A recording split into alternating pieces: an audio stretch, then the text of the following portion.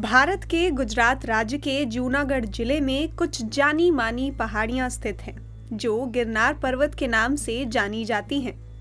यह एक पवित्र स्थान है जो जैन एवं हिंदू धर्मावलंबियों दोनों के लिए एक महत्वपूर्ण तीर्थ स्थान है। गिरनार का प्राचीन नाम उज्जयंत था। महाभारत के मुताबिक गिरनार पर्वत रेवतक पर्वत की क्रोड़ में बसा हुआ प्राचीन तीर्थ स्थल है। इस पर्वत से सभी धर्मों की भावनाएं जुड़ी हैं। पर्वत के शिखर तक पहुंचने का मार्ग बहुत कठिन और दुर्गम है। शिखर तक पहुंचने के लिए 7,000 से भी ज्यादा सीढ़ियों का रास्ता तय करना पड़ता है। यह पहाड़ियां ऐतिहासिक मंदिरों और राजाओं के शिलालेखों के लिए काफी मशहूर हैं और इनका अपना एक अलग महत्व है। प्राचीन काल में इन मंदिरों की शोभा बहुत अधिक थी, क्योंकि इनमें सभा मंडप, स्तंभ, शिखर, गर्भगृह आदि स्वच्छ संगमरमर से निर्मित होने के कारण बहुत चमकदार और सुंदर दिखते थे। अब अनेकों बार मरम्मत होने से इनका स्वाभाविक सौंदर्य कुछ फीका पड़ गया है। प्राचीन काल में ये पहाड़ियां अघोरी संतों की क्रीड़ा स्थली रही।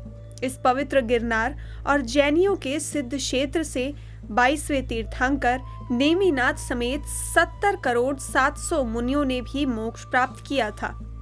हिंदू तीर्थ स्थलों के नाम पर यहाँ पर 3 कुंड हैं: गौमुखी, हनुमान धारा और कमंडल। साथ ही अंबा माता का मंदिर भी यहाँ स्थित है। यह मंदिर नवविवाहित जोड़ों के लिए बहुत महत्वपूर्ण है। साथ ही यहाँ गोरखनाथ का मंदिर भी है। यहाँ गोरखनाथ जी के चरण एवं प्रतिमा स्थापित है।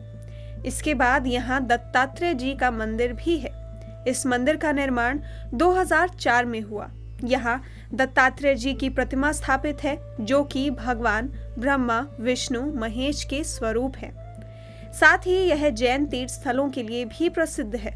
पालीताना और सम्मेद शिखर के बाद यह जैनियों का प्रमुख तीर्थ है।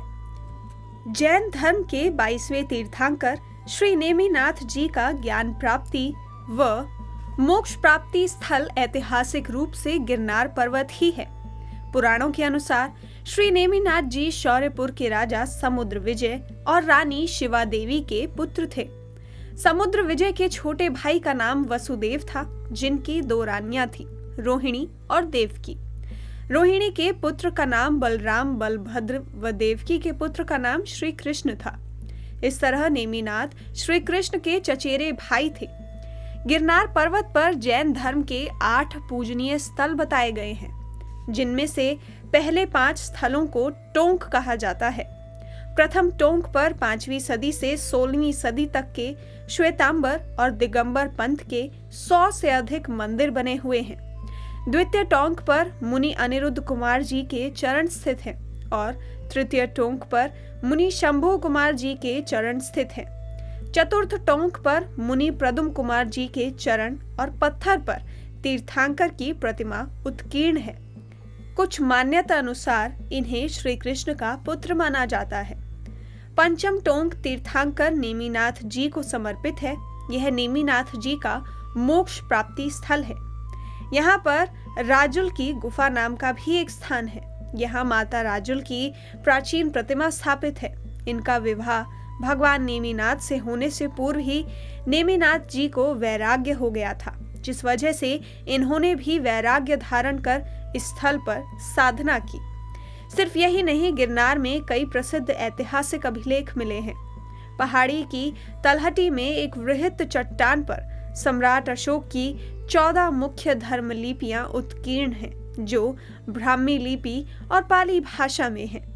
इसी चट्टान पर क्षत्रप रुद्रदमन के लगभग 120 ईस्वी में उत्कीर्ण प्रसिद्ध संस्कृत अभिलेख हैं। इसमें सम्राट चंद्रगुप्त मौर्य तथा परवर्ती राजाओं द्वारा निर्मित तथा जीर्णोद्धारकृत जैन और विष्णु मंदिर का सुंदर वर्णन है।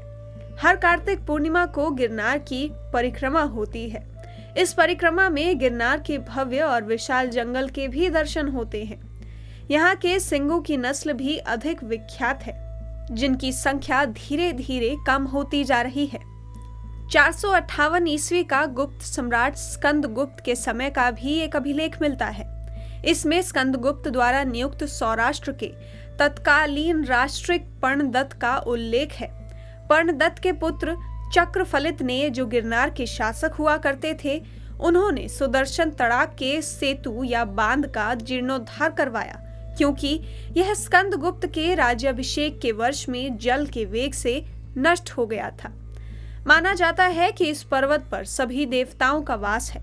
गिरनार पर्वत को हिमालय से भी पुराना माना जाता है। आप सभी जीवन में एक बार वहां जाकर ईश्वर का आशीर्वाद प्राप्त कीजिए। भगवान अपनी कृपा आप सभी पर बनाए रखे। धन्यवाद।